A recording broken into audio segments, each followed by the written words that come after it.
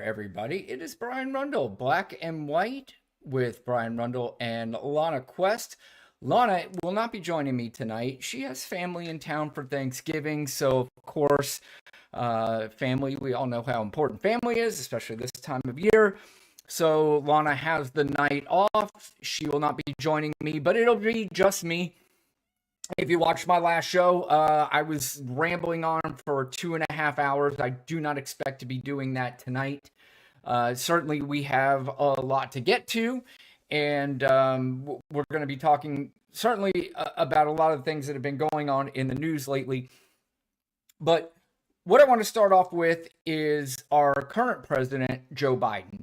And I really truly believe there's going to be a point where we all look back and really miss this presidency. I'm going to miss it. I'm missing it already, to be quite honest with you. I think Joe Biden is going to go down as one of the best presidents that we've ever had.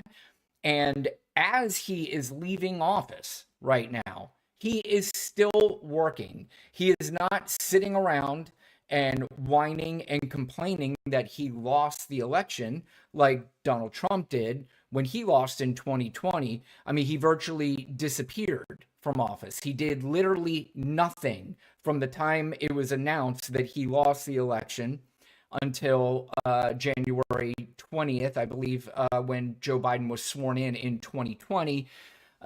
He just basically sat around like a big baby and pouted and started an insurrection. We know the story. We've seen it all. But Joe Biden is still working, and today he brokered a deal between Israel and Hamas and Palestine in a ceasefire. This is our current president making the announcement, and make no mistake, this was Joe Biden, not Donald Trump. To my team to work with the governments of Israel and Lebanon to forge a ceasefire, to bring the conflict between Israel and Hezbollah to a close. Under the deal reached today, effective at 4 a.m. tomorrow local time, the fighting across the Lebanese-Israeli border will end. Will end. This is designed to be a permanent cessation of hostilities. What is left of Hezbollah and other terrorist organizations will not be allowed, well, I emphasize, will not be allowed to threaten the security of Israel again. There will be no U.S. troops deployed in southern Lebanon. This is consistent with my commitment to the American people to not put U.S. troops in combat in this conflict. Instead, we, along with France and others, will provide the necessary assistance to make sure this deal is implemented fully and effectively. So Joe Biden, again, still working, still caring about the country. He's caring about everything that's going on around the world. I would also say that Joe Biden's probably one of the best international presidents that we've had. He's been working with different countries for decades. I mean, this guy knows everything when it comes to international events and everything that goes on internationally. He does a great job. And again, he's going to be sorely missed. And for a lot of people who are not Biden supporters or not Democrats or whatever it is you want to call them, that's going to be extremely difficult for you to take in and for you to understand. But I think as time goes on, you're going to see that everything that Joe Biden did was a net positive for this country. Yeah, he was old. Yeah, he sounded like he was lost many times. But the man accomplished more than any president that I've seen in my lifetime. I know we, as Democrats, love to blow up Bill Clinton and we love to blow up Barack Obama. But I am telling you, at the end of the day, Joe Biden is going to go down as the best president of my lifetime when it comes to accomplishments. Barack Obama was probably the most effective as far as communications. Actually, I mean, that's a tough one between him and Clinton because Clinton was excellent with communications.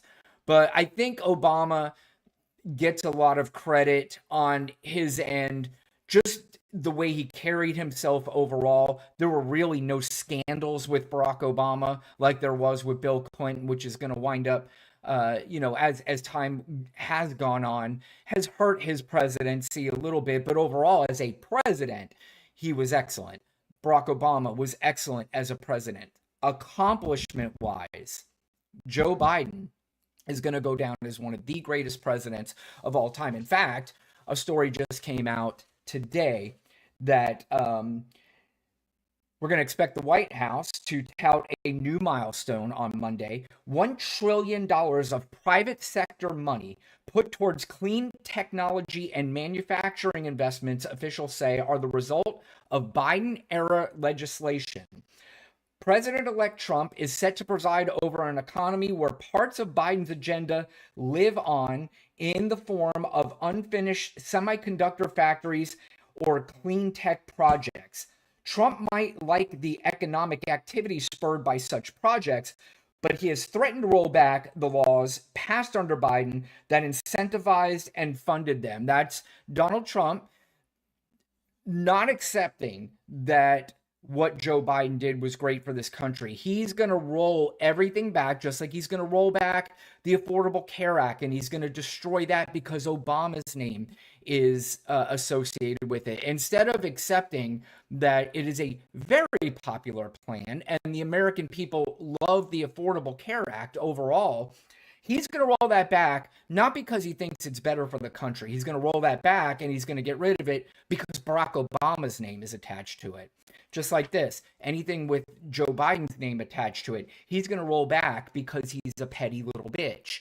So a White House memo announcing the $1 trillion milestone, first seen by Axios, does not name Trump, but it hints at the uncertain fate of unspent funds allocated by Biden-era legislation, including the Inflation Reduction Act. The progress we've made represents only a fraction of the full impact of this agenda. This was the White House Deputy Chief of Staff, Natalie Quillian, right? If future administrations continue to implement at the pace we have, people across the country will enjoy the benefits of safer water, cleaner air, faster internet, and smoother commutes. These investments in industries of the future are ensuring the future is made in America by American workers, according to a statement to be released by President Biden. So, again, overall, what Joe Biden has done for this country at some point is going to be looked back at, and he's going to be looked at as one of the top 10 to 15 presidents that we have ever had, and certainly going to be up there as one of the best presidents that we've had in our lifetime. Again, I know it's probably difficult for a lot of people who have voted for Donald Trump to hear that and to take that in and to accept that. And that's okay, because we're going to have now at least 4 years of Donald Trump. Who the hell knows what's going to go on at this point anymore? I truly don't know. But we're going to have at least 4 years of Donald Trump. And boy, is he really starting off his presidency before he even takes office on quite an interesting note. If you have seen, well, by the way, before I get involved in that, I want to say that thank you, anybody who has joined. I appreciate anybody that is watching. Please like, share, and subscribe to our channel here. I'm looking on Instagram. I come over to Instagram because I can't see the comments when people make it, so I have to kind of switch over here. Scotty is on here. Hey, Scott, how are you? Let's get together and have a drink. Absolutely, no problem. Baja, Baja, I miss you. It's been a long time since I've seen you. It looks like my friend Neil has joined me too. I appreciate that. Thank you for joining. But let's move on. Donald Trump just recently announced that he is going to implement big tariffs on China, Mexico, and Canada. He said this recently in one of his Truth Social posts. This is what he posted: as everyone is aware, thousands of people are pouring through Mexico and Canada, bringing crime and drugs at levels never seen before. That's not true. Not right now. A caravan coming from Mexico, composed of thousands of people, seems to be unstoppable in its quest to come through our country come through our currently open border. Again, that's not true, and there are no caravans heading from Mexico to the United States. In fact, caravans heading to the United States are down significantly, as the Mexican president has pointed out recently. But on January 20th, as one of my many first executive orders, I will sign all necessary documents to charge Mexico and Canada a 25% tariff on all products coming into the United States. And it's ridiculous open borders. No such thing as open borders. This tariff will remain in effect until such time as drugs, in particular fentanyl, and all illegal aliens stop this invasion of our country. Both Mexico and Canada have the absolute right and power to easily solve this long simmering problem. We hereby demand that they use this power, and until such time that they do, it's time for them to pay a very big price. I'm going to get into this a little bit later, the language that Donald Trump and the right-wing media uses, because this is going to be important on how we start attacking these ridiculous claims and the lies and the disinformation, because I have said this, the biggest problem for the Democrats is they've allowed this to go on for way too long, and they did nothing to combat this ridiculousness. But he also goes on to say in another Truth Social post that I have many talks with China about the massive amounts of drugs, in particular fentanyl, being sent into the United States, but to no avail. Representatives of China told me that they would institute a maximum penalty, that of death, for any drug dealers caught doing this, but unfortunately, they never followed through, and drugs are pouring into our country, mostly through Mexico, again, at levels never seen before. Notice this is the language that Donald Trump always uses for literally every situation. Until such time they stop, we will be charging China an additional 10% tariff above any additional tariffs on all the many products coming into the United States of America. Thank you for your attention to this matter. So the question is, why is Donald Trump right now, before he takes office, announcing these tariffs? Because it really doesn't make a whole bunch of sense. And I'm trying to think of what is the reason that he is doing this. And I heard George Conway make a point, and I was like, you know what? That's exactly what it is. This is the reason why Donald Trump is doing this. First of all, I don't believe Donald Trump is stupid enough to implement these tariffs on these countries, because he knows what it's going to do. And there's really no escaping the blame that's going to be put on Donald Trump if he implements these tariffs. For the most part, I mean, it's going to be, people are going to be screaming about the inflation. They're going to be talking about the higher prices of everything, and it's going to be due to these tariffs that are implemented. But is he really going to do it?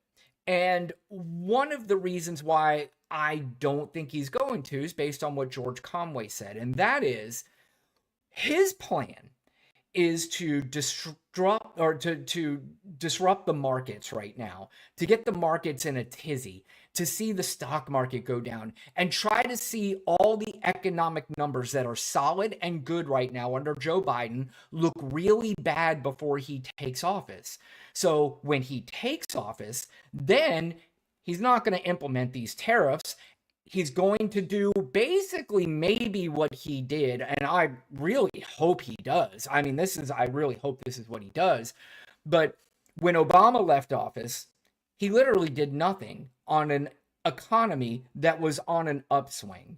And he left the economy alone. And that's why the economy got so good under Donald Trump until he passed the one real piece of legislation, and that was the tax cuts for the ultra rich, which eventually led to a huge blow up of the debt and deficit. But I think what he's going to do is he wants to tank the markets. He wants the economy to look bad before he takes office. So then when he does nothing and lets the economy go back to the same trajectory that it was going to, then he can take credit for it. I've said this already a million times. If you don't think, let's say he even does implement the tariffs and inflation goes up and everything goes to shit. If you don't think the billion-dollar propaganda machine on the right hasn't already written the script on how they're going to blame Joe Biden, how they're going to blame the previous administration, and Donald Trump's going to get away with it, you are out of your mind. That script has already been written. If anything goes wrong during the Donald Trump administration, that script has already been written. And for them, the best part for them, they have a machine, a propaganda machine that obviously has worked. And that's something we're going to get into a little bit later again, because that's certainly something that I want to talk about. But last thing about the tariffs. So it'll be interesting to see what he does. If he does implement these tariffs, I am interested to know from anybody who voted for Donald Trump, is this something that you think is a good idea? Is this something that you root for? I'm going to say that a lot of you really don't know, because there was an article that came out today, and this is regarding Donald Trump's tariffs. This is by The Guardian. 2/3 of Americans think that Donald Trump's tariff plans will only add to rising costs if implemented, and many are planning purchases ahead of his inauguration and anticipating higher prices, according to a Harris poll conducted exclusively for The Guardian. But although he has called tariffs the most beautiful word in the dictionary, about 69% of Americans think tariffs on imports will lead to higher prices, according to the poll. Which is good, that's a good amount of people who understand how tariffs work. And if you don't understand how the tariffs work, it's actually pretty simple. It sounds, people are like, oh, that's complicated stuff. It's really not. If you place a tariff on another country, the goods and services coming in is a tax on us. It's more expensive now for the companies purchasing these goods from other countries. And in some respects, tariffs are not a bad idea, because what you do is you place the tariff on the country coming into the country, maybe on a good and service that we are just as good as making as these other countries. So if that's the case, then incentivizes the United States to make these products more here in the United States, and to import less from other countries. However, there are a lot of goods and services that come to our country that are cheaper and better. And that's the reason why we do this. So when you're putting the tariffs across the board on everything, not a good idea. But it's good that a lot of Americans do understand that. However, we're going to get a little bit more into this. The majority of Democrats, 79%, independents, 68%, and even 68%, even Republicans, 59%, all believe that tariffs will increase the price of goods they pay for in the United States. Nearly the same percentage of respondents said that tariffs will have a significant effect on what they can afford. Economists, though, largely disagree with Trump's argument that tariffs will mean a significant uptick in domestic manufacturing. Basically what I was saying. There are a lot of things, let's say like the Apple iPhone. We don't make the Apple iPhone in the United States. That's made over in China. And we can't make the Apple iPhone over here for the same cost that they can make it over in China. So there's no chance you're bringing manufacturing of the Apple iPhone over here. But if you do, expect the price of that iPhone to go up significantly higher than what it is right now. Americans seem to think so too. Over 3/4, 76% of those polled said they believe companies will pass along the price of tariffs to consumers. This isn't an opinion. Will they do it? Won't they do it? It's a fact that that's exactly what they're going to do. They are going to pass along the cost that they have to pay for it to the consumer. You think they're going to take less profit in the United States of America? What are you kidding? That doesn't happen here. They don't take less profit. We saw that already through COVID. Through COVID, they, under the guise of supply chain issues, which was legitimate for a while, but once that started to smooth out, you think those companies lowered their prices? They didn't lower their prices. They said, these idiots are paying for it anyway, so we're just going to keep our prices high. And guess what that does? That keeps inflation high. And guess what that does? That means it's bad for Joe Biden. We want Donald Trump to be president in 4 years or 2 years or whatever it is. So if we continue to make inflation high for Joe Biden, that's going to be good because Donald Trump's going to be president. And you know what that means for us as corporate leaders? That means less taxes, corporate taxes, personal taxes, and he's going to take care of us eventually.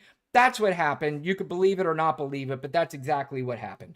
But this is the interesting thing that I want to get to, that the poll also showed some voters do not know how tariffs work.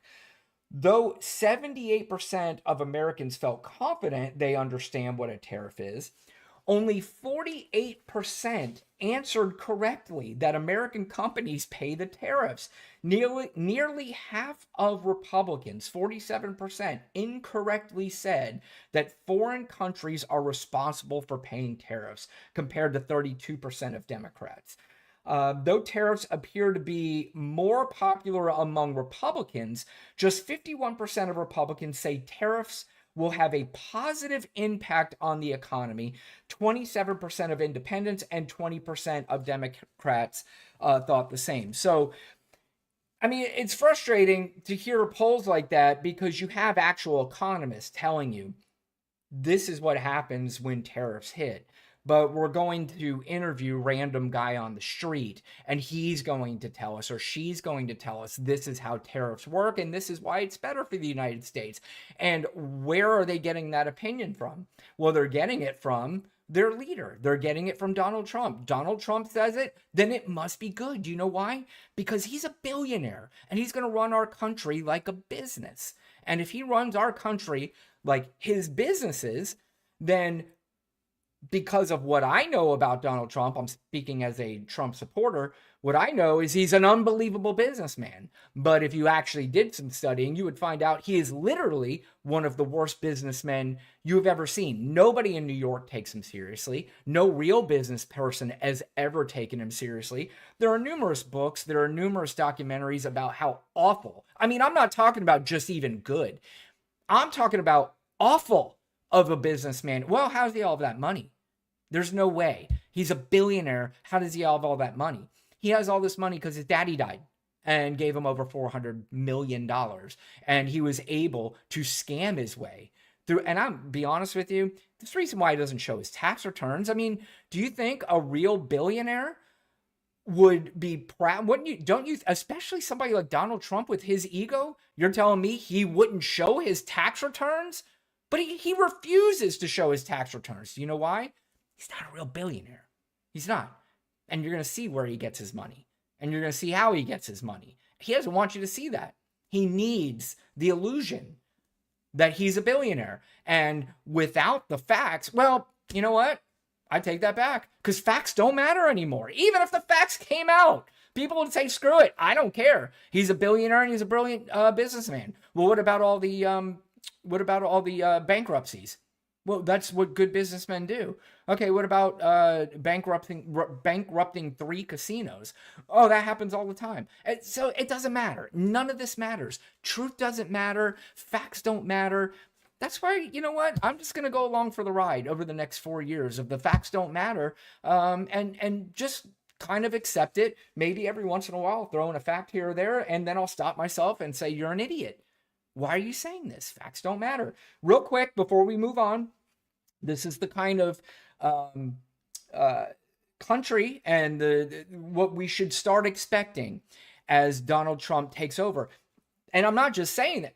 This is happening in Louisiana, and Donald Trump tells you this is going to happen. But Louisiana GOP-dominated legislature passed tax cuts on personal and corporate income on Friday in exchange for a statewide sales tax increase, giving Governor Jeff Landry much of what he wanted after his original tax reform package faced mounting resistance from lawmakers and lobbyists. The final passage of the tax measures wrapped up a special legislative session launched November 6th by the governor and his allies.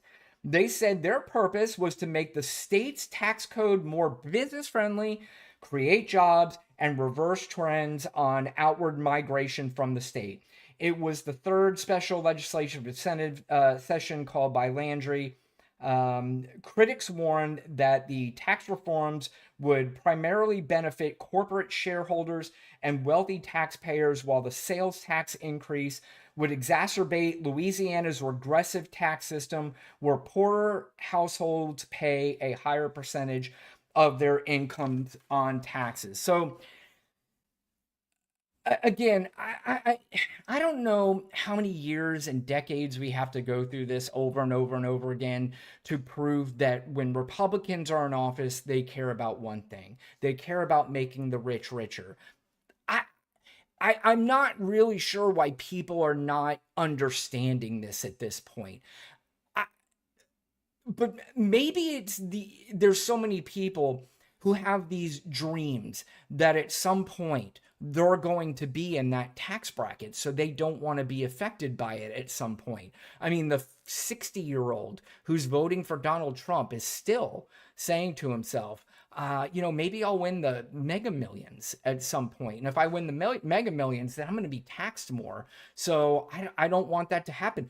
I'm not really sure what the logic or the rationale is behind all this, but I don't know, man. I just, I hope, I hope it's not as bad as I think it's going to be in the next 4 years.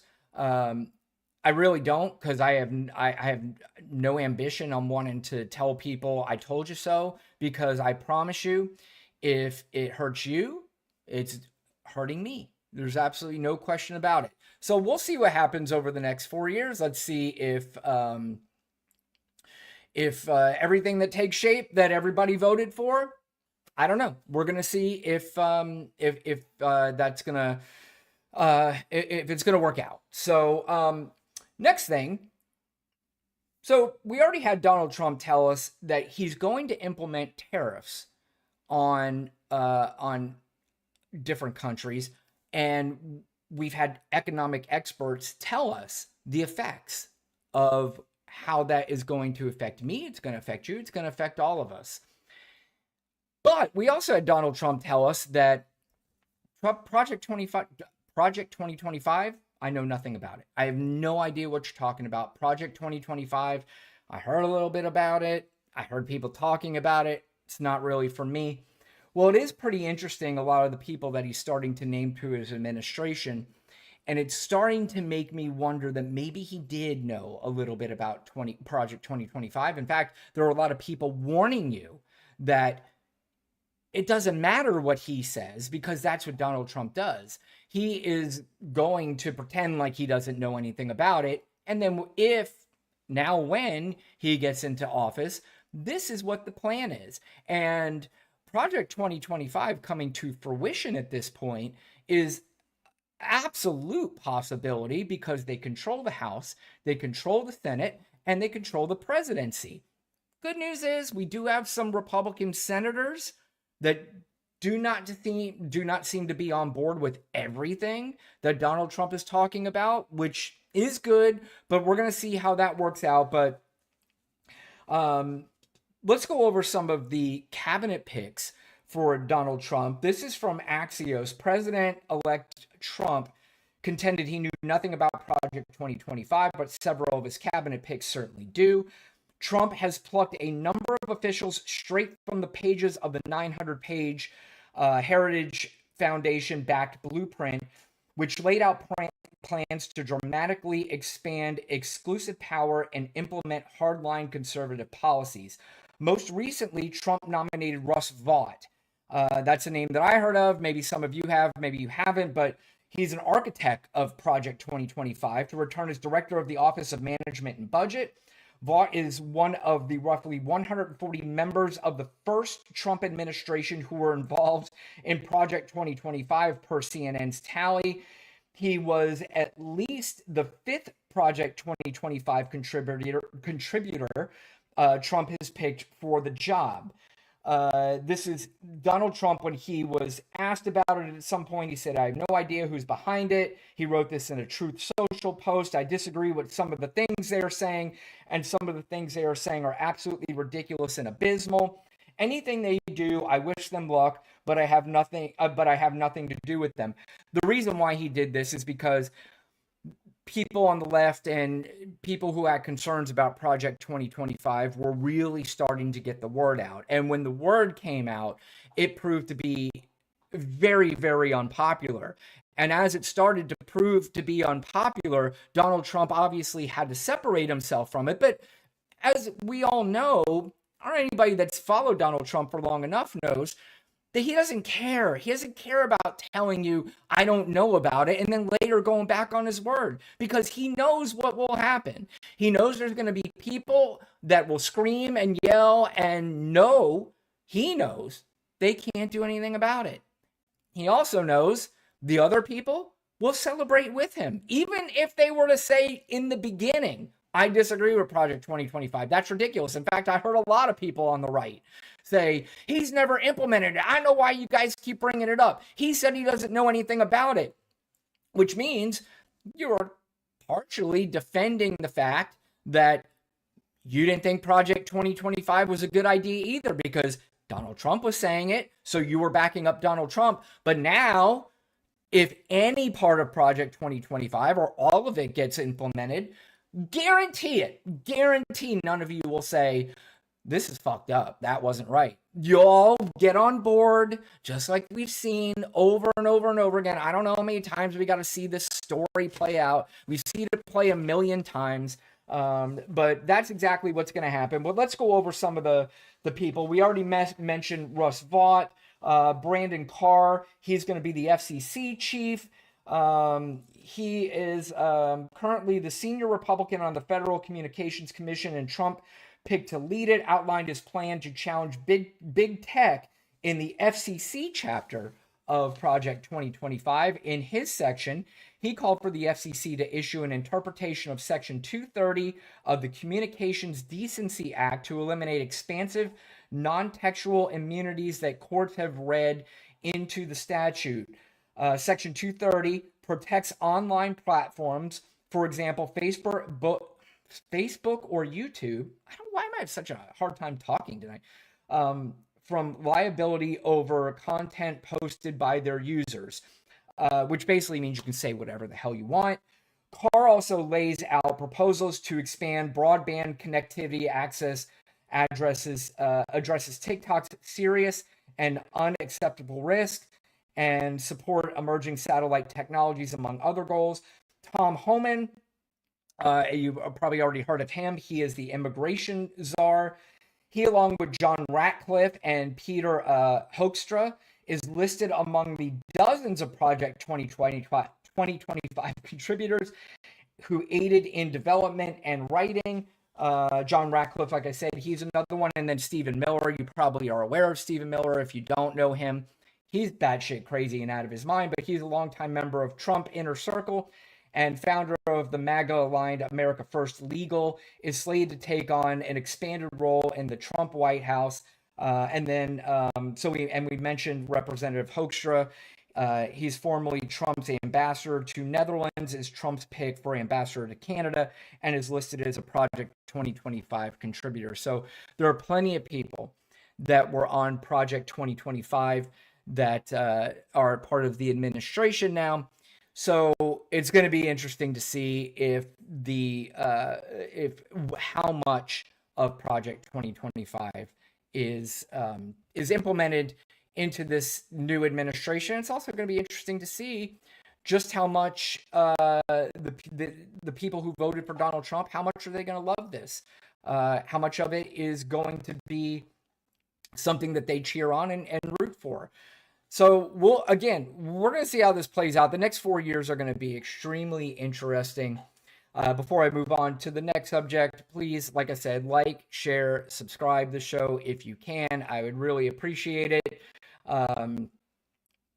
Speaking of Project 2025, a lot of what Project 2025 is centered around is this idea of Christian nationalism. And Christian nationalism, as somebody that does not, I'm not a religious person. And that's really what this country is all about. We have religious people. We have non-religious people. We have all different kinds of people in this country. And that's what the founders of this country built this country around. They built it around all different ideas, all different kinds of people.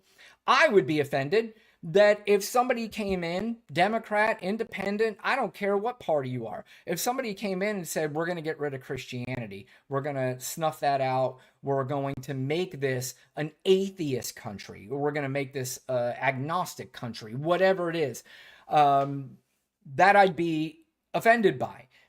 Now, I know there are people who would argue that Democrats try to do that already, which is absolutely ridiculous because there are plenty of Democrats who are religious people. Joe Biden is a devout Catholic. I mean, guys actually goes to church, unlike Donald Trump, who couldn't spell church, couldn't name one passage in the Bible when he was asked about it. He got super defensive when he was asked about it. Now, he's got his name on Bibles and he's selling them to you. Are you buying them? That's the question. Are you buying these Bibles? I can tell you who is buying these Bibles, though. There are the school board in the state of Oklahoma is going to be filling their schools with a particular Bible. And I'm going to let the, is it the governor? Yeah, I think this is the governor of Oklahoma tell us exactly what he has planned for his schools in Oklahoma. I'm excited to announce today that Oklahoma is the first state to bring the Bible back to the classroom. Today, we purchased over 500 Bibles that will be in the AP government classrooms across the state. Bible just like this. We have the Bible, the Constitution, the Declaration of Independence, the Bill of Rights. These are foundational documents in our nation's history.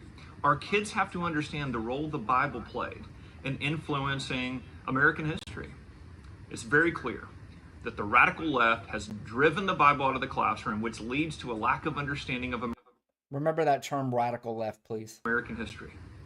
We will not stop until we've brought the Bible back to every classroom in the state.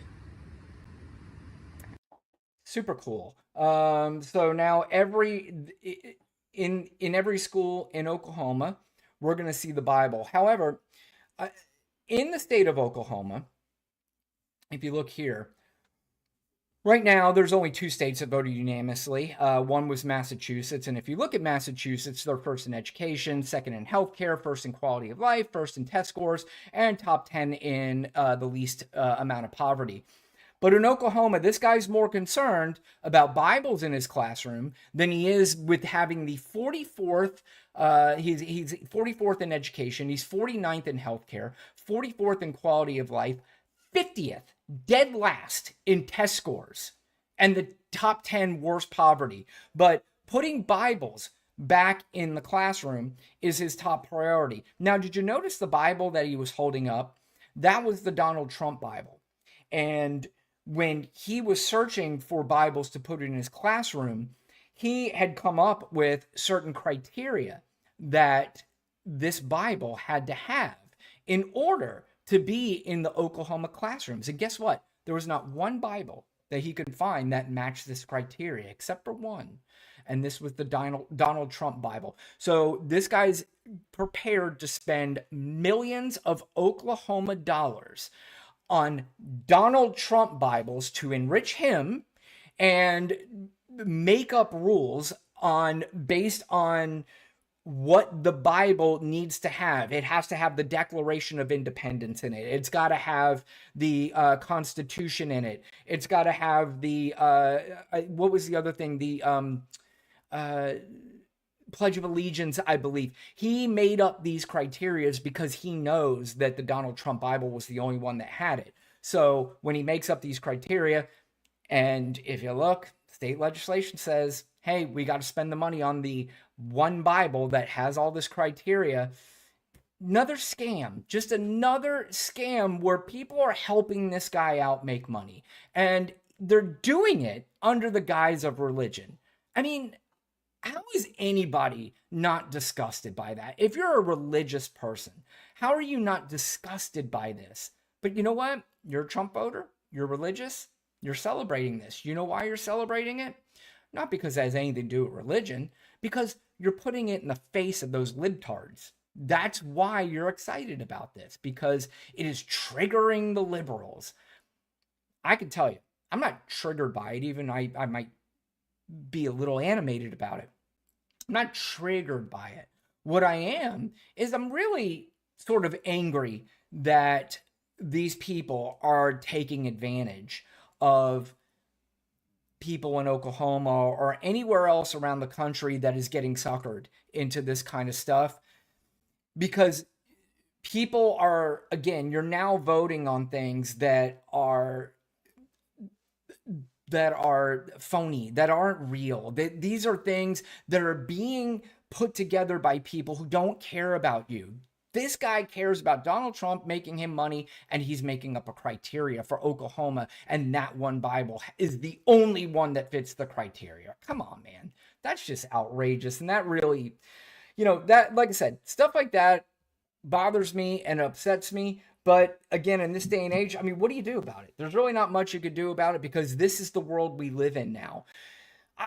We also talk about the Christian nationalists. There was another guy that is part of the Trump administration. Well, not yet, but and he may not make it, but Pete Hegseth. I'm sure you've heard this name. And I want to share this article with you too, because this is him talking about what he wants to do in this country as far as religion is concerned, and how he wants to make this more of a religious country. Fox News personality Pete Hegseth, who President-elect Donald Trump has nominated to be the potential next defense secretary, which, by the way, he was a captain in the National Guard. That absolutely does not make you qualified to be the next defense secretary of the United States. I'm not sure. I hope people understand just how important that role is. But anyway, let's get back to the article. Recently called for radically transforming the public education system in order to accommodate a Christian nationalist vision. That, according to Salon writer Amanda Marcotte, who highlighted Hegseth's remark in a November episode of the Cross Politic podcast. In that podcast, which is hosted by two men with close ties to far-right chattel slavery apologist Pastor Douglas Wilson, Hegseth called for an educational insurgency of classical Christian schools. In the interview promoting his book, Battle for the American Mind, Hegseth agreed with the host, Toby Sumpter, who said, "I think we need to be thinking in terms of these classical Christian schools are boot camps for winning back America. That's what the crop of these classical Christian schools are going to do in a generation. Policy answers like school choice, while they're great, that's phase 2 stuff later on, once the foothold has been taken, once the recruits have graduated boot camp. We call it a tactical retreat using only militaristic language. We draw that's Hegseth using overtly militaristic language. We draw out in the last part of the book what an educational insurgency would look like, because I was counterinsurgency instructor in Afghanistan, and kind of the phases that Mao wrote about. We're in middle phases 1 right now, which is effectively a tactical retreat where you regroup, consolidate, and reorganize. And as you do so, you build your army underground with the opportunity later on of taking offensive operations in an overt way." The article goes on, but you get the gist of what Pete Hegseth is looking to do for this country. And again, this is a lot of what Project 2025 is. It's to make this country a white Christian nationalist type of country. Now, yes, I threw white in there because you could see pretty much in the administration, how many people of color do you see in there? You saw one. And you know who that was? It was the person to head up the urban, I can't remember the title of it, but it was the urban, and Donald Trump associates urban with black people, so he put the one black person in charge of that particular post. But yeah, that's where this country is headed.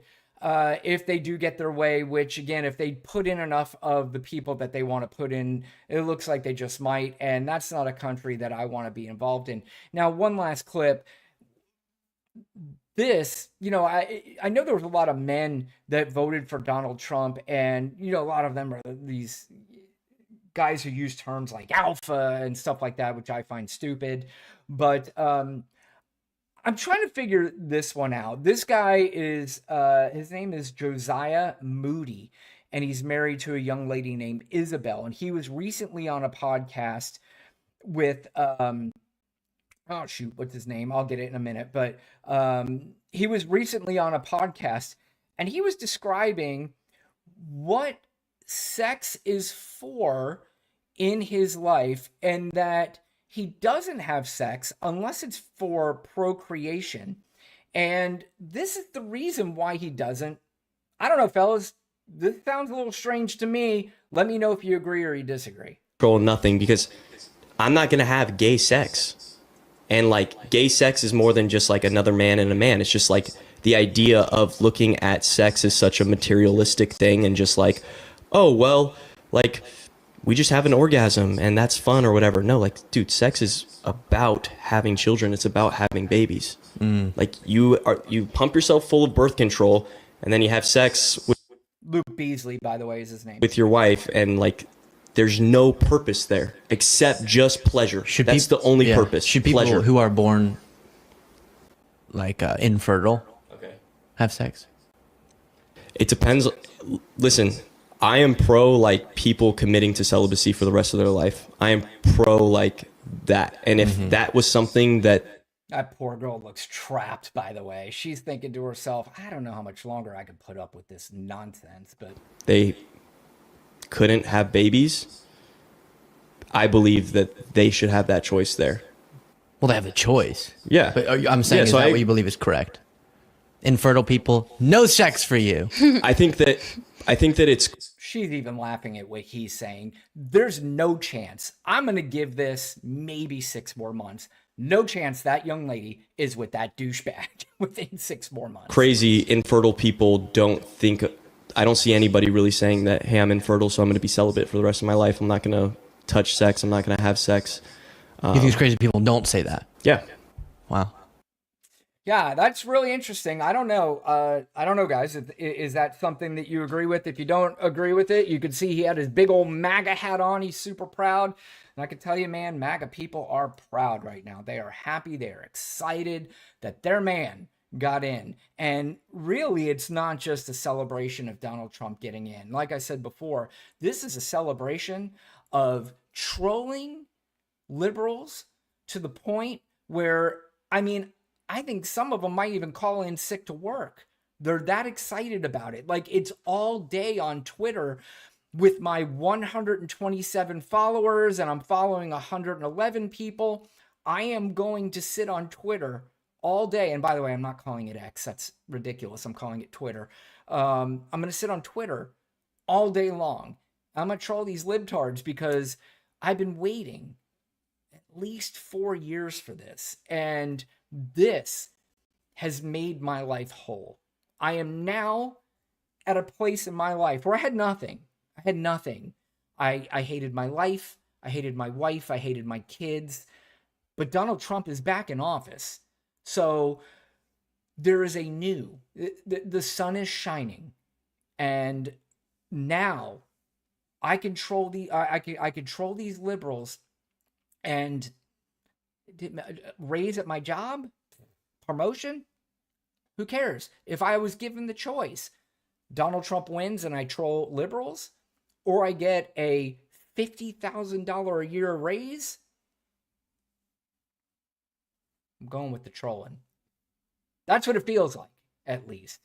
So now, I talked about this last week, and I am going to talk about this maybe every time I come on for the next 4 years, because it is time to fire back. It is time to fire back at the propaganda and disinformation machine that has been going on for way too long in this country. And Democrats allowed it to happen. They didn't fight back.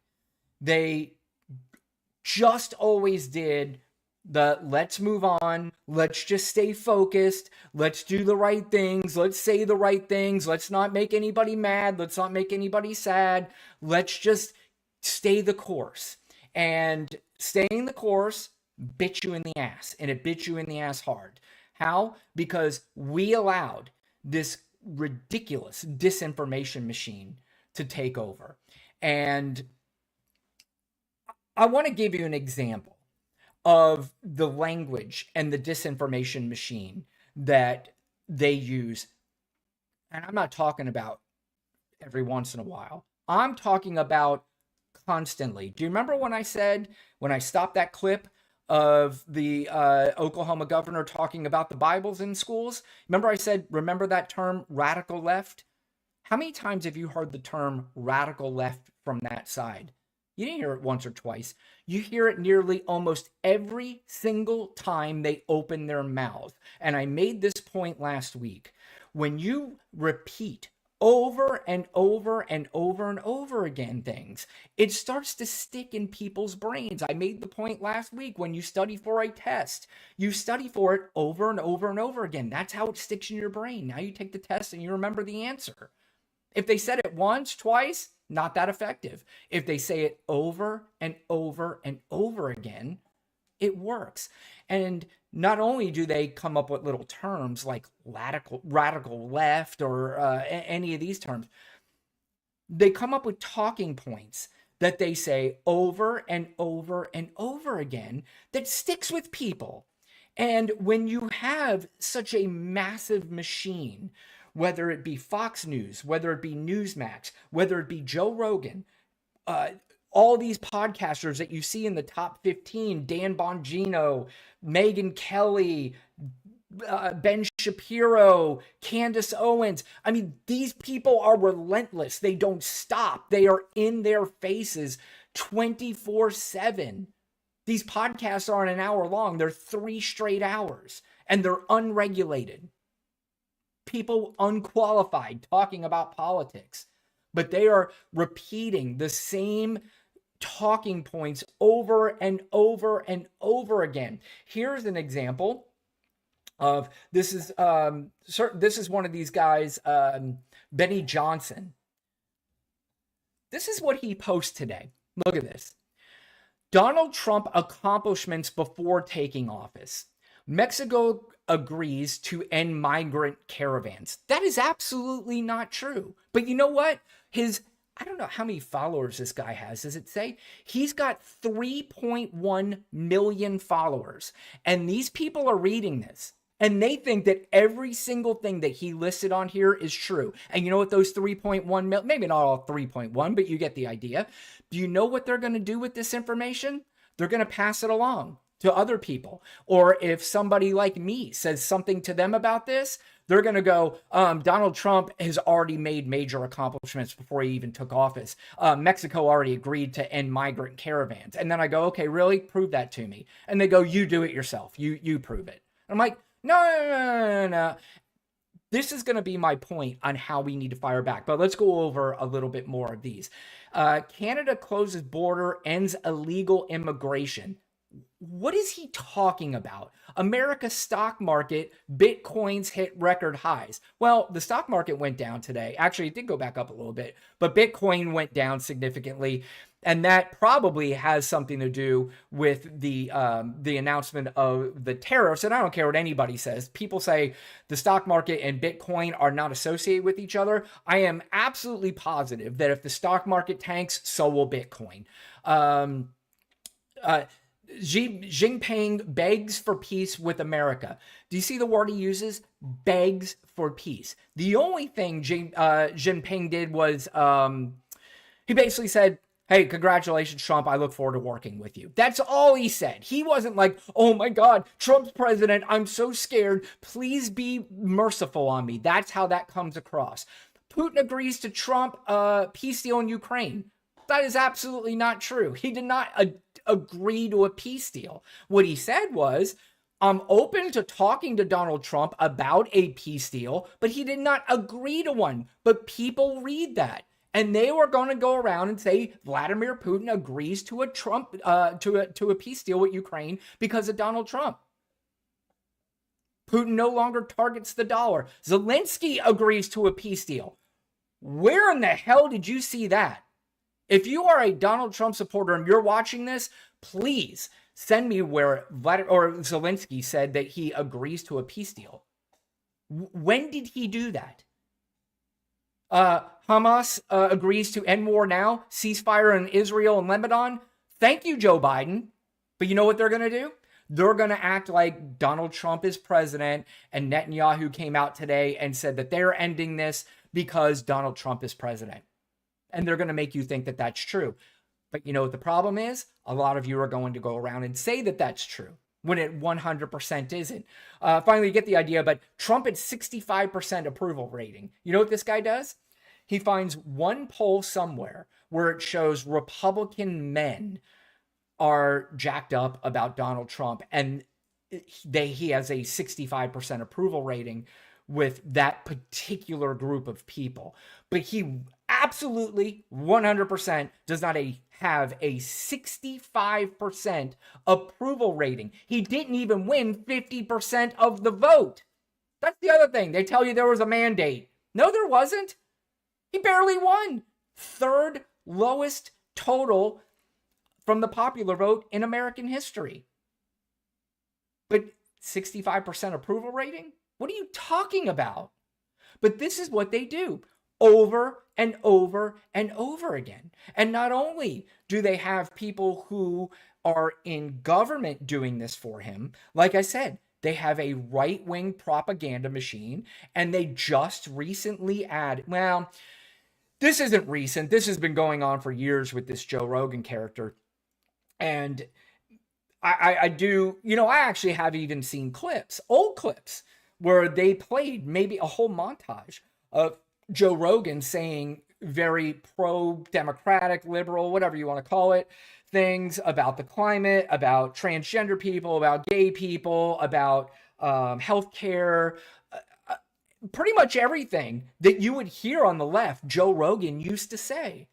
But now he has completely shifted and turned his entire viewpoint to this radical right, because that's what they are. They're the radical right. They are very radical.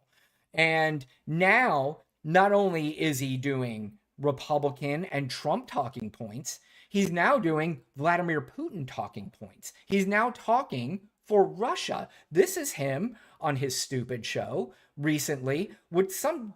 Who are these guests, by the way, that this guy has? I'm always told that he has these brilliant guests in his show. Who the fuck is this guy that he's talking to, and why am I listening to his opinion on fucking politics? Now, and that's LA, and that's New York, and that's a lot of places that got fucked up by incompetent people. There you go. Okay, so there is the Americanized propaganda. So he's using the Trump talking points. You hear the two states, California and New York. We're going to beat up on California and New York because they're the blue states and they're fucked up. You know what? California and New York basically funds this whole fucking country. But here comes the Russian talking points. And again, I don't know who the hell it is that he's talking to. If anybody in the comments knows, please let me know. I just feel safer knowing, like... Who's this guy?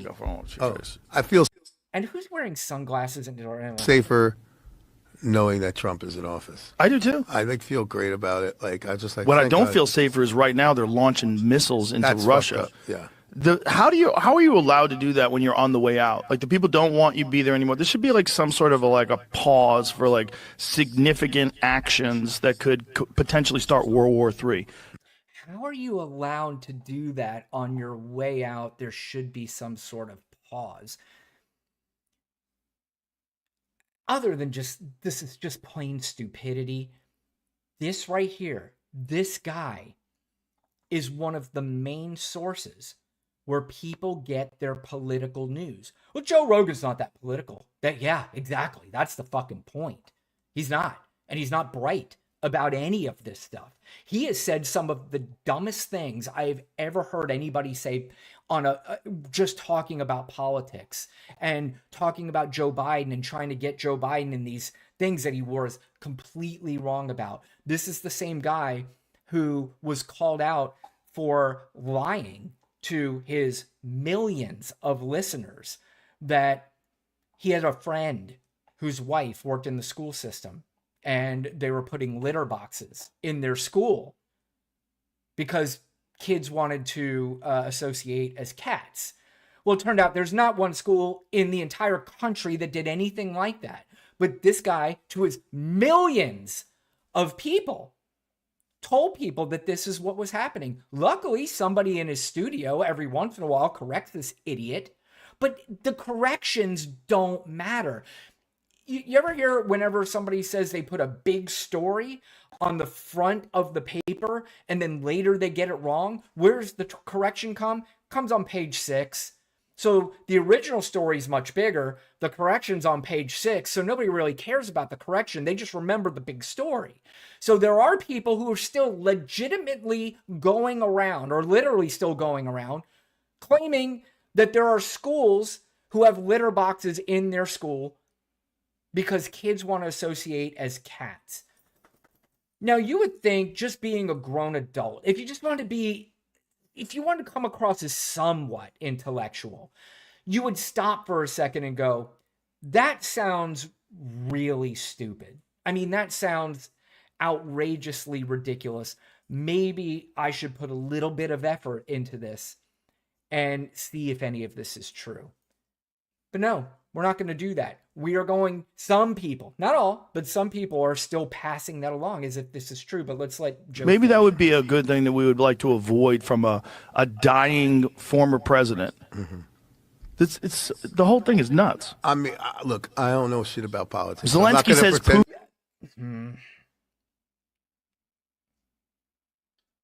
Putin is terrified. Fuck you, man. Fuck you people. You fucking people are about to start World War III. Yeah, it's crazy. Russia fired a missile today. This goes on for 3 minutes. I'm not going to listen to 3 minutes of this fucking idiot. Fuck you. Fuck you, Joe Biden. You know what Joe Biden's biggest problem was on this? Should have let this happen months ago. Maybe a year ago. Should have let this happen a long time ago. But he's just like Donald Trump did in his first term. Defended Vladimir Putin. What has happened to this country where we're defending Vladimir Putin? How did this happen?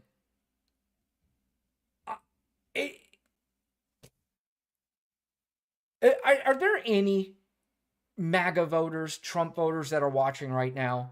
Could you please tell me, because maybe it'll help me understand.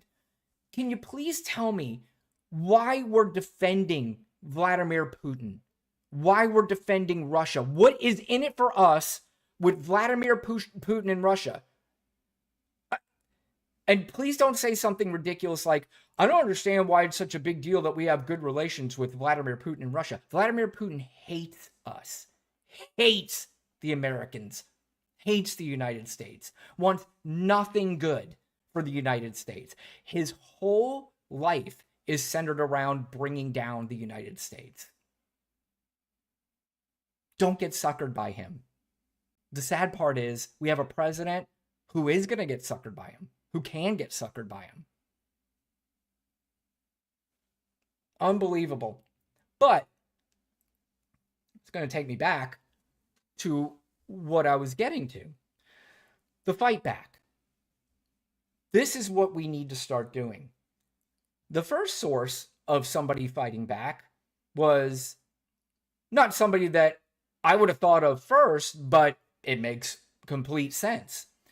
Do you remember Vladimir Klitschko? He was a world champion boxer for years, heavyweight champion for years and years and years.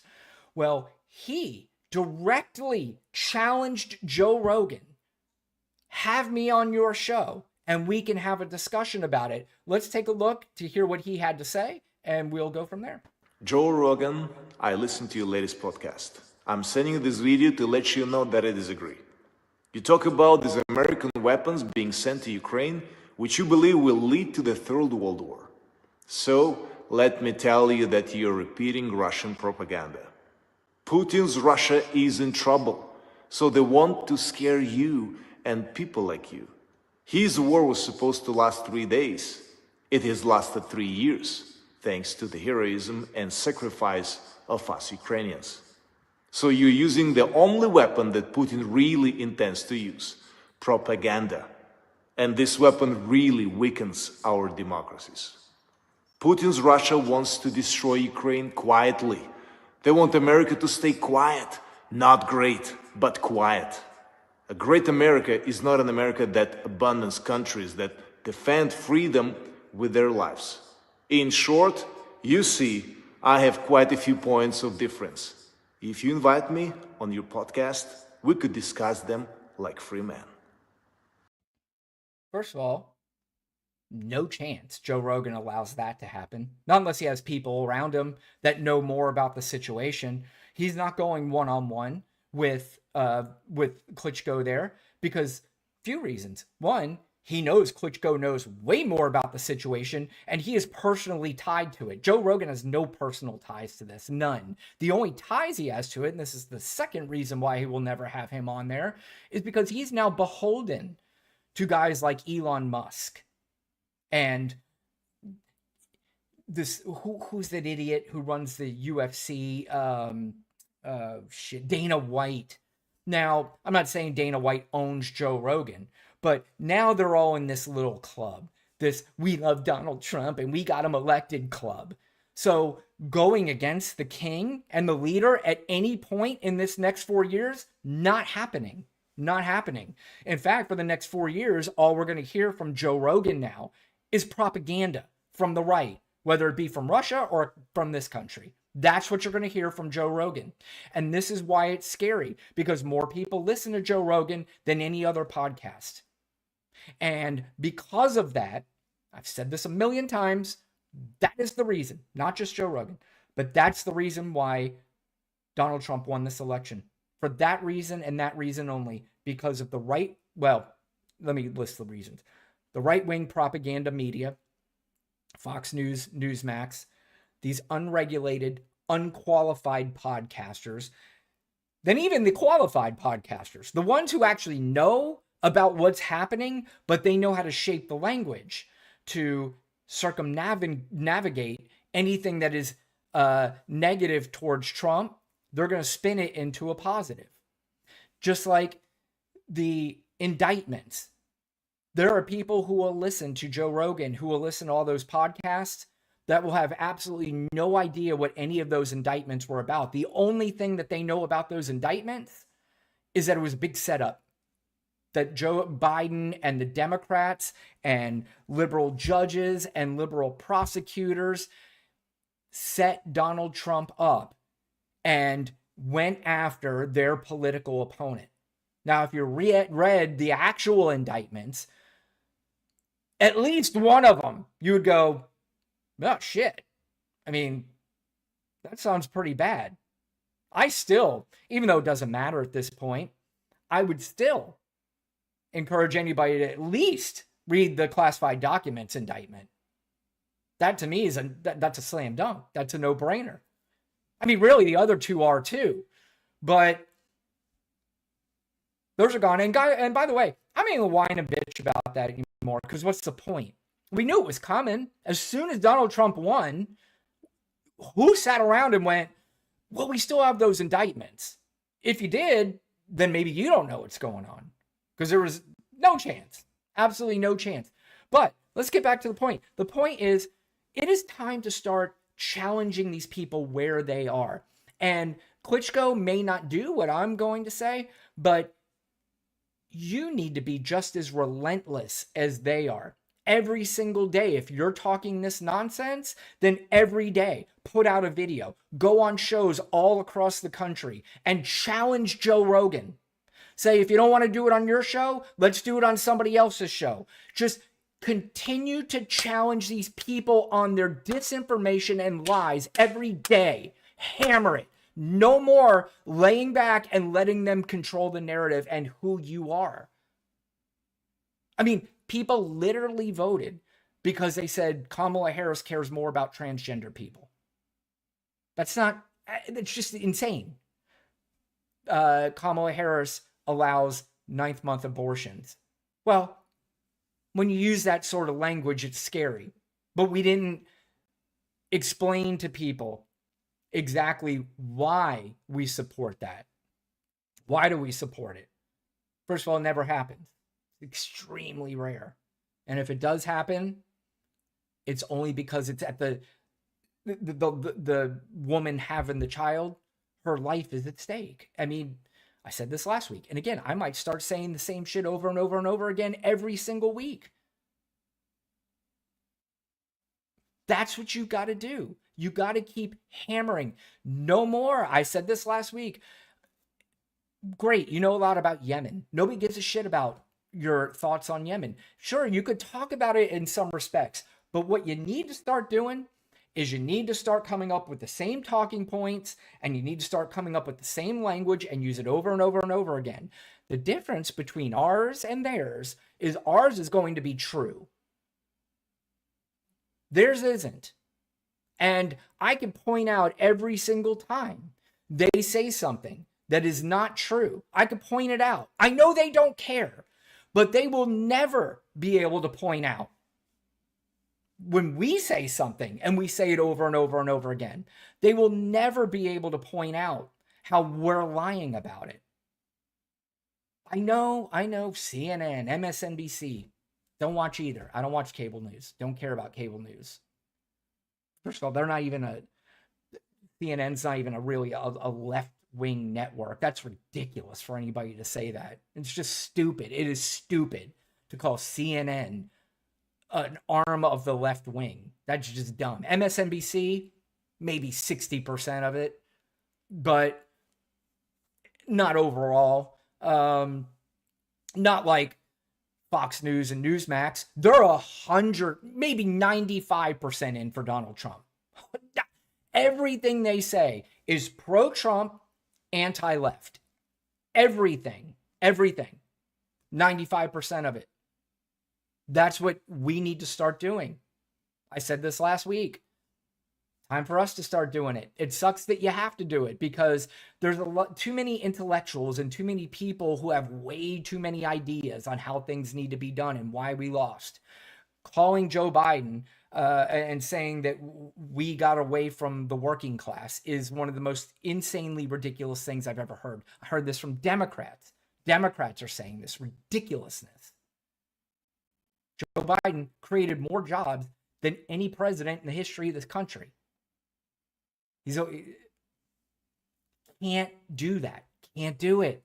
You got to start coming up with the same language and using powerful language, radical right. But you can't just half-ass it. Because I know they've tried before and they tried to be hard and they tried to be, badasses, but it didn't really work because you're not all on the same page. They're all on the same page. They can all hate each other. There's a lot of those podcasters don't even like each other. Some of them probably don't even like Donald Trump, but they know the mission. They understand the mission, and that's how they're going to get to where they want to get to because they understand the mission. We understand the mission, but we go about it the wrong way, especially in this day and age. Joe Rogan, he's telling us what we need to think politically. Not good. That's not good. That's not good at all. And we don't have a Joe Rogan, which is okay. We don't need a Joe Rogan. But you know what we need to start doing? Challenge Joe Rogan every day when he opens his stupid mouth. Challenge the Candace Owens, Dan Bonjay, any of these podcasters. When they say something, literally challenge them every day. Here's a challenge. This I did like to see. This is Pete Buttigieg, who seems to be getting the idea. And let me go to this. Sorry, guys. So Donald Trump Jr. is on social media, and he's running his mouth about tax credits for electric vehicles. And obviously, Donald Trump Sr. has no idea what he's talking about. And if you didn't think he didn't know what he was talking about, then look at his stupid son, because he really has no idea what he's talking about. He's a complete moron. He might as well be like that guy in the Joe Rogan clip with the sunglasses who said, "I don't know anything about politics." But here's his tweet running his mouth. Let me get this up here, guys. Sorry. All right. So This is some guy named Michael Ruley says Pete Buttigieg will leave his post as transportation secretary, having spent $7.5 billion to build 8 EV charging stations. Sorry, that's what it's about, the charging stations. Donald Trump Jr. replies, does not seem like a great return on investment, but hey, he checked a woke box, so it's totally worth it. Of course, Pete Buttigieg is gay. So again, the language, woke. And man, we even, what's the term? We cucked some of our people even to using this word woke, like Bill Maher, who couldn't fucking stop using the word woke, which is the reason why I haven't watched him in over 2 years. And don't give me that bullshit about you don't like different opinions or somebody says something you don't like. No, it's the fact that he was doing it every week. And at some point I got bored with it. I'm just like, it's like watching a series, a show. If the first season was really good, you go to the second season. But if the second season's awful and you're 6 episodes in, a lot of you pull out and go, all right, I'm done. I'm not watching anymore. That's basically what happened with me with Bill Maher. Got to the season where it just started jumping the shark, I think is what they call it. He jumped the shark. And I got to the point in the season where I was like, yeah, Bill Maher's jumped the shark. How many more fucking times can I hear this guy say the word woke? And he said it under some of the dumbest pretenses I've ever heard. And it was getting on my nerves, so I'm done with Bill Maher. But anyway, let's go to the second part of this, where Pete Buttigieg actually chimes in and says the tweet you quoted is false. Elon Musk now, another one. Elon Musk, I know people say, guy's a genius. I am so happy he's part of this administration because he's the richest guy in the world. And if the richest guy in the world is part of this administration, that's got to be good for us, right? I'm here to tell you, the richest man in the world being part of a political government is the worst possible thing that you could possibly ask for. How could you want the richest person in the world in any government post, even though this isn't a real government post? This is kind of like, you give your kid the old cell phone so he can play around on it and act like he's talking to somebody. That's kind of like what this is. Donald Trump's going to appease him every once in a while. But Elon Musk says, well, please post the rebuttal, then community notes will take care of the rest. Again, this is our politics. It's Joe Rogan. It's Twitter with Elon Musk not only running parts of government, but he's running one of the biggest social media platforms, if not the biggest social media platform, especially where people get news from. He is controlling this platform and saying that community notes will take care of the rest. I will say, in fairness, community notes has straightened out old Elon Musk at times. So, in some respects, it does work, but overall, Elon Musk running Twitter is terrible for this country. Terrible. I don't care who you voted for. That is not good when Elon Musk is running Twitter, and now he's part of the government. But this is Pete Buttigieg responding to Elon Musk. Instead of just, you got this wrong, now he's going to go over the facts. To start with, $7.5 billion has not been spent, nor anything like that. That's the entire program budget for the NEVI program, which is to help build out a national charging network by 2030. Secondly, there are chargers now operational in 9 states, which does not mean 9 chargers, as that dipshit Donald Trump Jr. tried to say, or was it the other dipshit? Those are only the first handful, though. Most are to be built in the second half of the decade. Third, in this program, the chargers are built by the states, not the federal government. And while it takes time to get the novel multi-billion-dollar program going across 50 states, the states are on track. Finally, he says, for anyone interested in this program and where the chargers are going, here's further data on the map. So he actually provides data. He provides facts to the 2 dipshits who are trying to spew to millions of people things that are just not true. So Elon Musk finally responds to, this is helpful to understand. At least he said that. But see, this is what happens. These guys back down. When you are in their face, you get in their face and you say, this is the truth. Not the dumb shit that you're trying to tell millions of people. This is the truth. And if you want to take me on this, I am ready to go. Let's go on your little platform. Let's go on your, what do you call those things on Twitter? Spaces. Let's go on Spaces. Me and you sit down and talk about this. And you tell me how I'm wrong. Bring Don Jr. with you. You probably don't want to do that because he'll just ruin it.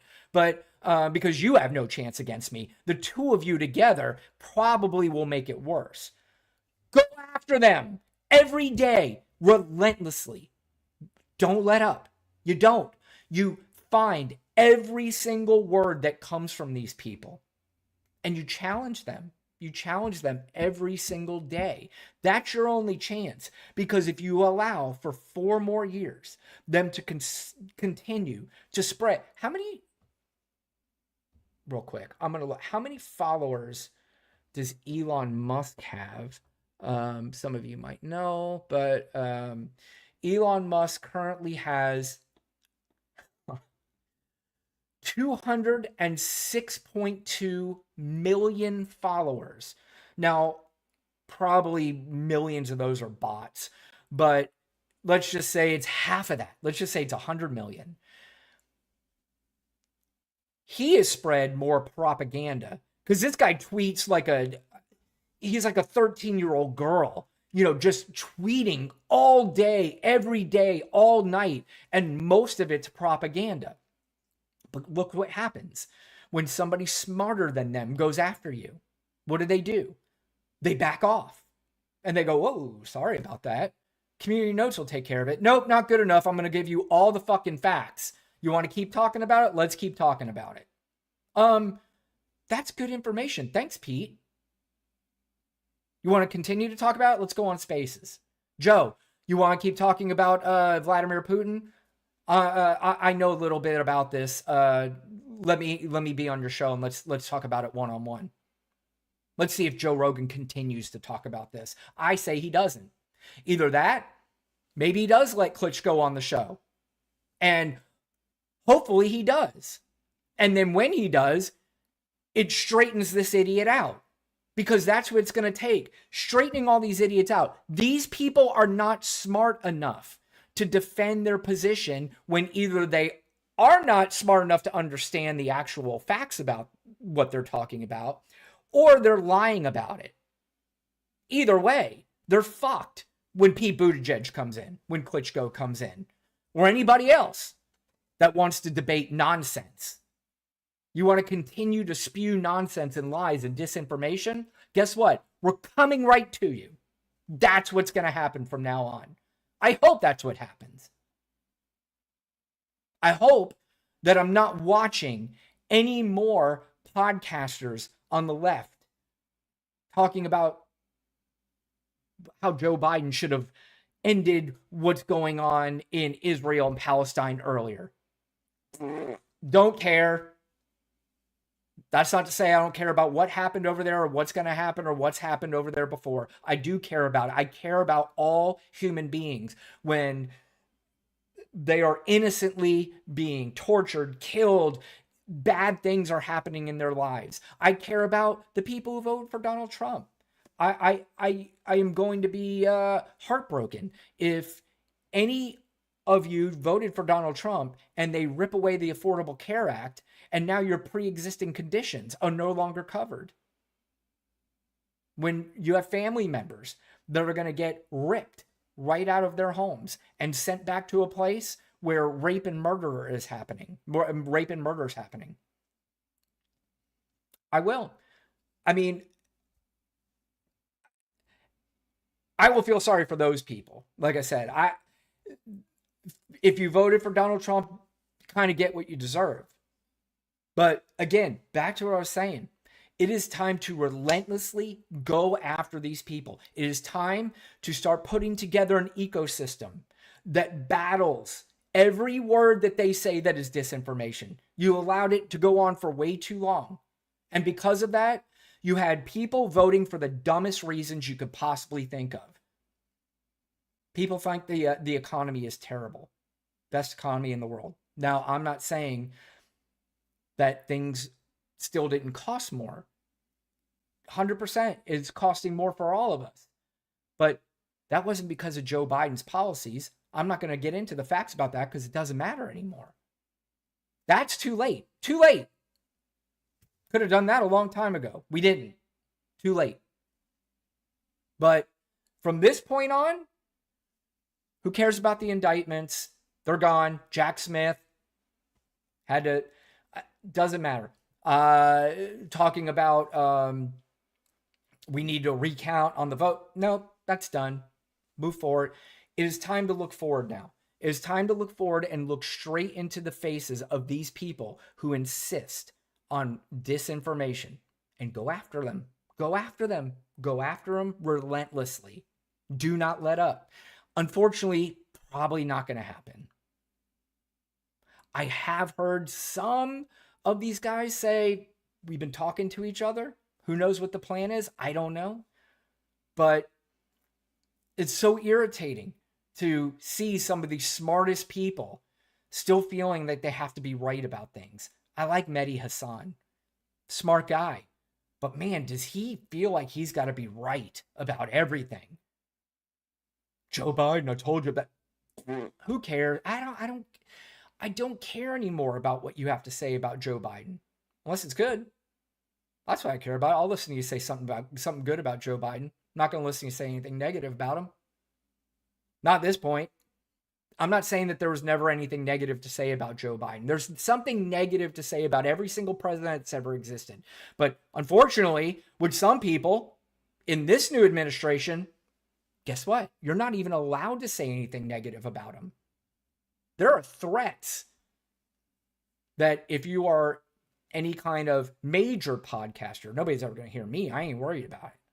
But major podcasters, they're afraid that maybe there is retribution or maybe there is threats against them. Not from psychopaths that listen, from the government, from people in the government. And who knows how they will handle this. There are some people who are already backing out. Joe and Mika. Oh, let's go. Maybe we should go down and talk to this guy because we're afraid of some sort of retribution or we're afraid of something that might happen to us. I don't know if that's true. I have heard people say, I think it was George Conway, that said he had spoken to people and that, in fact, is one of the reasons why they went down there because they were afraid of retribution. And that's where we're at in this country now. These are the same people who said that we were saying you're not allowed to say things. You were always allowed to say things. In fact, that's the reason why you won the election. Because you've been saying things that haven't been true for years. And nobody stopped you. Nobody stopped you. That's why I got so mad about woke culture. What are you talking about? The only thing you were talking about there is you just wanted to be a complete fucking asshole. And when people called you out on wanting to be a complete fucking asshole, you called it woke. You're too woke. I'm not allowed to make fun of transgender people. Sure you could. Dave Chappelle did it. He did it on two different major Netflix specials. And guess what? If Dave Chappelle, even before Trump was elected, if he decided he wanted to do a gig at Madison Square Garden, sold out. Nobody's stopping him. But, there was a small college that there were 8 people on there and said, don't have Dave Chappelle here and speak because I don't like what he said about transgender people. That's the woke mob you're talking about. Because again, where's the proof? Where's the proof that people have been canceled based on what they said? And if they had been canceled, I want to know what they said. Because more than likely, it had something to do with them saying something that probably would have gotten them canceled or fired from any job. Oh, they locked women in their dressing room and sexually assaulted them. Oh, you can't do that anymore. I didn't know you could ever do that. Is that, because some men are being called out on some of their sexual proclivities that assaulted women? Is that canceling people? I don't know. I don't think it is. So that's what I said. They shaped this narrative that we were too woke, but you can't come up with an example. You can't come up with real examples where it was an epidemic. Anecdotes we could come up with all day long. I could come up with any subject and come up with an anecdote. Lake and Riley is the reason why everybody's saying we've got to stop these immigrants from coming in because they're killing young ladies like Lake and Riley. Who else? Who else? Can't name that many more. And I'm not saying what happened with Lake and Riley or anybody that comes in this country and does something illegal, a crime, doesn't need to be stopped. But this isn't the reason why we need to gather up all the immigrants and get rid of them. That's ridiculous, because you can't come up statistically with people who are coming into this country and raping and murdering people on a level to where most reasonable people would agree that we've got to get rid of them. Do you know how many people in red states are going to be really pissed off that these immigrants are being taken out of this country? A lot, because they have a lot of them working for them. You know how many landscape companies, construction companies, all these different companies in red states, they're going to be affected by this. They might think it's funny and cool to say it with their other buddies, but when it actually happens, they're like, oh shit. Well, I got to start hiring new people. Oh wait, they're not going to work for $3.50 an hour? I got to actually pay them a real wage?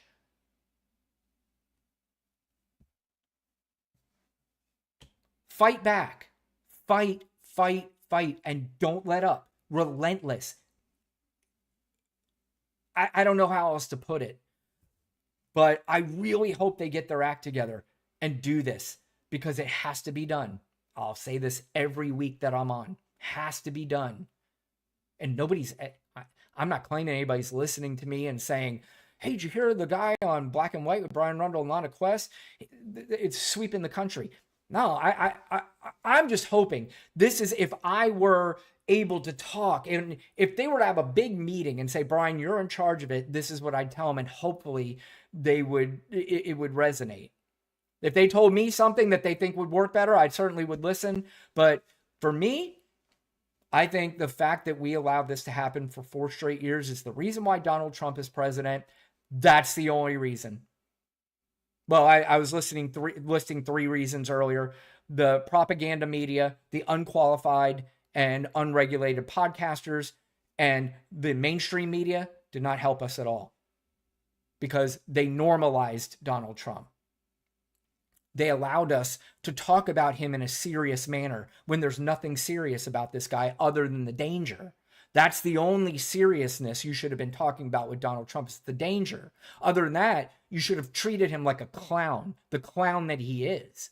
But you didn't do that, because you had to be fair. We got to be fair. And in normal times, I agree. Everybody should be treated fairly in politics. Donald Trump's a different character. I know this to be true.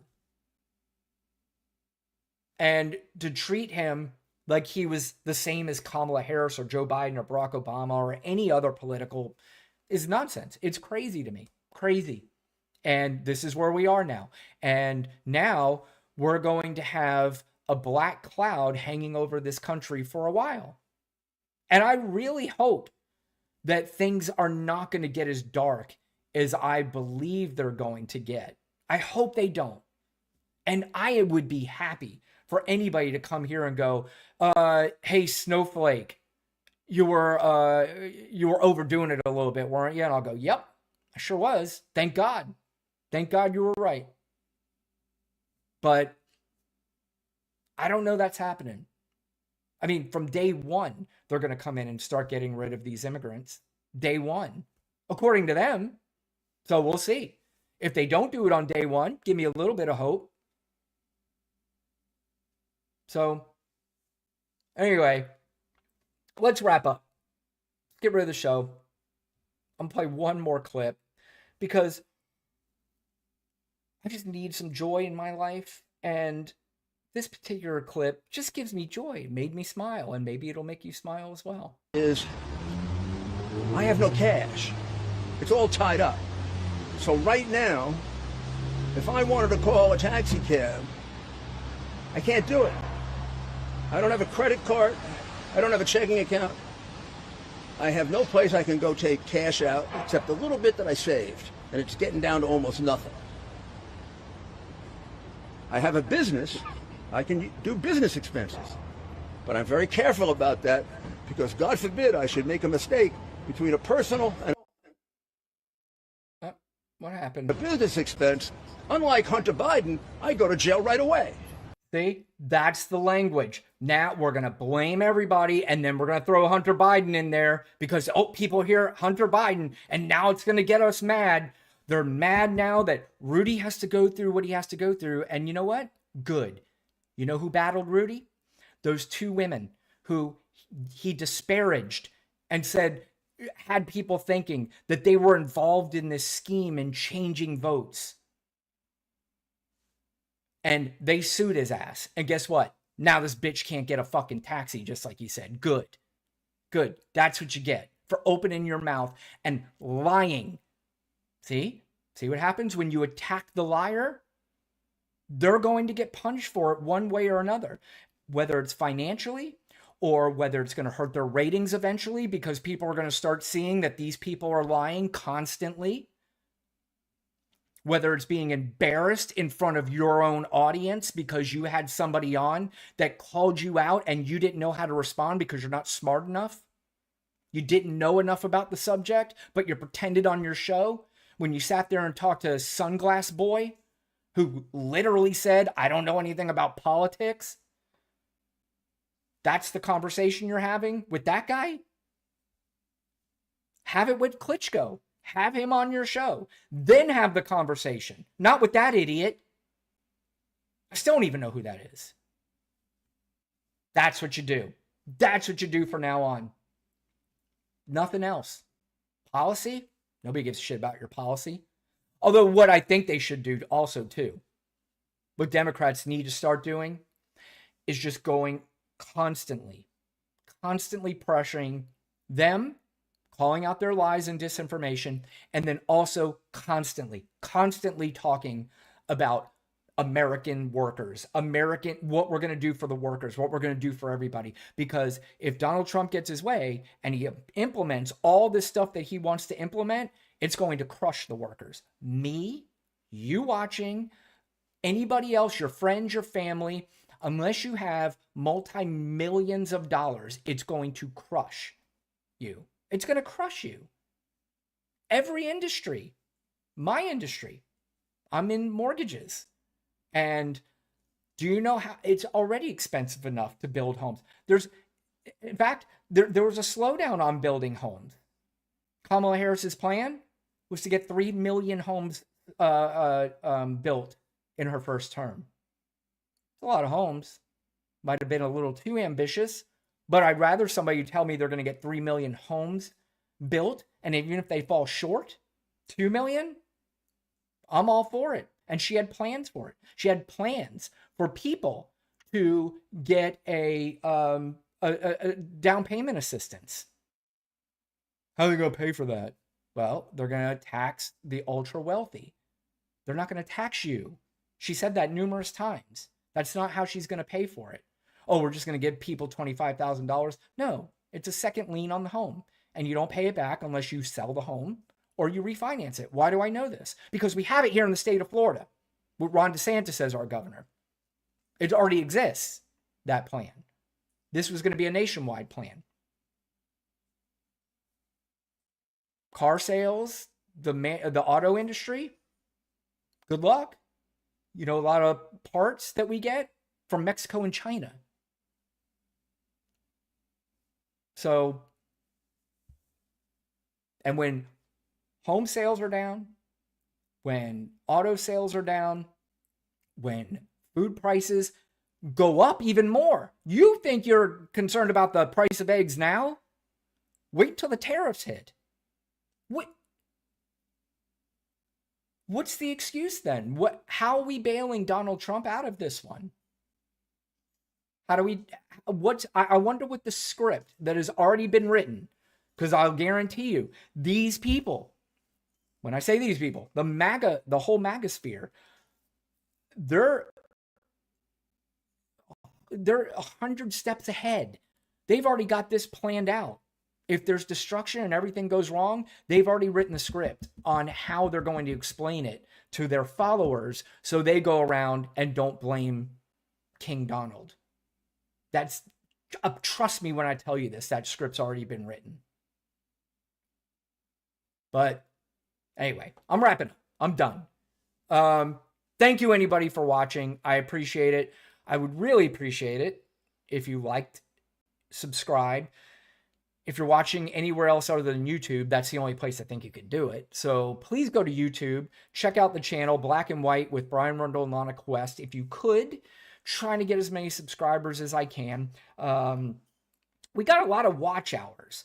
So that's something that we're really proud of. And we got a lot of views on a lot of our clips here and our shows and everything. So that I always appreciate. Tons of comments, some of them from a lot of the same people, which they disagree with me, but I do appreciate their comments. And I will always respond to pretty much every comment that comes in, not only because I think just as a host of the show and somebody takes time to comment, that I think it is courtesy, just courtesy to respond.